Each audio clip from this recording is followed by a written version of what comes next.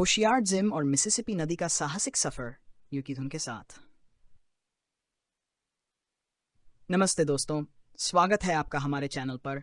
आज हम सुनाने जा रहे हैं एक अद्भुत कहानी, होशियार जिम और मिसिसिपी नदी का साहसिक सफर।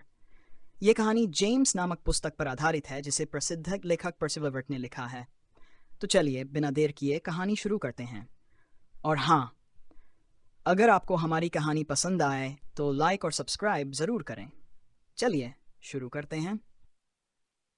कहानी। एक छोटे से दक्षिणी गांव में जिम नाम का एक होशियार और साहसी व्यक्ति रहता था। जिम एक गुलाम था, लेकिन उसका दिल आज़ादी के लिए धड़कता था। एक दिन जिम ने सुना कि उसके मालिक ने उसे न्यू ऑरलियंस में बेचने की योजना बनाई है। इससे वह अपनी प्यारी पत्नी और बेटी से हमेशा के लिए अलग हो जाता। यह सुनकर जिम का दिल टूट गया, लेकिन उसने हार नहीं मानी। उसने तुरंत भागने का फैसला किया। रात के अंधेरे में जिम ने कुछ ज़रूरी सामान लिया और पास के जैक्सन द्वीप की ओर भाग निकला। वहां उसने अपनी योजना बनाई। उसे पता था कि यह सफ़र आसान नहीं होगा, लेकिन उसका साहस उसे मजबूत बना रहा था। इसी बीच हक फिन, जो अपने क्रूर पिता से बचने के लिए अपनी मौत का नाटक कर चुका था, उसी द्वीप पर आया। हक और जिम ने एक दूसरे को देखा और साथ में भागने का निर्णय लिया। उन्होंने एक बेड़ा बनाया और मिसिसिपी नदी के नीचे यात्रा करने की योजना बनाई। जिम और हक की यात्रा किसी भी मायने में आसान नहीं थी। नदी की खतरनाक धाराओं से निपटना था और कई धोखेबाजों से भी। एक बार उन्होंने एक बूढ़े आदमी और एक युवक को अपने बेड़े पर आने दिया, जो बाद में धोखेबाज निकले। उन्होंने जिम और हक को मुश्किलों में डाला, लेकिन जिम की बुद्धिमानी और हक की चतुराई ने उन्हें बचा लिया।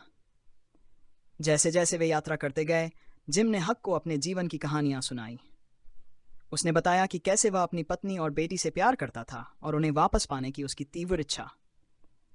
जिम ने कहा, मुझे अपनी पत्नी और बेटी की याद हर पल सताती है। उनका चेहरा, उनकी हंसी, सब मेरे दिल में बसी रहती है। मैं उनके बिना जी नहीं सकता। हक ने भी अपने जीवन की कठिनाइयां साझा की। दोनों ने महसूस किया कि वे एक दूसरे के बिना इस यात्रा को पूरा नहीं कर सकते थे। यात्रा के दौरान उन्होंने कई तूफानों का सामना किया।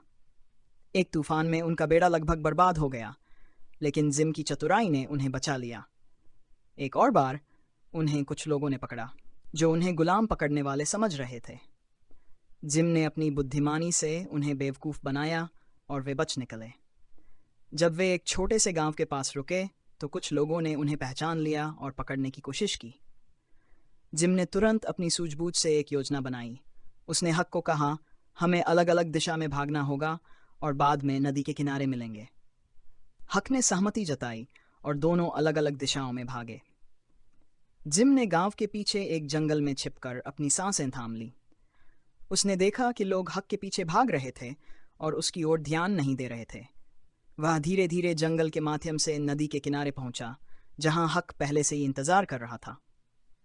उन्होंने फिर से बेड़े पर यात्रा शुरू की। एक दिन उन्होंने एक गुप्त नक्शा पाया, जो एक छिपे हुए खजाने का पता देता था। यह नक्शा उन्हें एक पुरानी खस्ता हाल झोपड़ी के अंदर मिला। जब उन्होंने नक्शे का बारीकी से अध्ययन किया, तो उन्हें समझ में आया कि यह खजाना नदी के किनारे एक छिपे हुए स्थान पर है। जिम और हक ने सोचा कि अगर वे इस खजाने को पा सकते हैं, तो वे अपनी स्वतंत्रता खरीद सकते हैं और एक नई जिंदगी शुरू कर सकते हैं। उन्होंने नक्शे का पालन किया और अंत खजाने तक पहुंच गए। खजाने में सोने और चांदी के सिक्के, गहने और कीमती वस्तुएं थीं। खजाने को पाकर जिम ने अपनी स्वतंत्रता खरीदी और अपनी पत्नी और बेटी के साथ फिर से मिल गया। हक ने भी अपने जीवन की दिशा पाई। इस यात्रा ने न सिर्फ उन्हें बाहरी खतरों से बचाया, बल्कि आंतरिक रूप से भी मजबूत बनाया। पुस्तक मानवता, सहनशीलता और स्वतंत्रता की खोज की एक रोमांचक यात्रा है। यह कहानी हमें सिखाती है कि जीवन में किसी भी समस्या का हल निकालने के लिए साहस, बुद्धिमानी और टीम वर्क आवश्यक है। हमें हमेशा अपने दिल की सुननी चाहिए और सच्चाई की तलाश में आगे बढ़ना चाहिए। यह कहानी हल्की धुन के साथ। अगर आपको यह कहानी पसंद आई हो, तो हमारे चैनल को लाइक और सब्सक्राइब करना ना भूलें। अगली बार फिर मिलेंगे एक नई और रोमांचक कहानी के साथ। तब तक के लिए खुश रहो और सीखते रहो। धन्यवाद दोस्तों।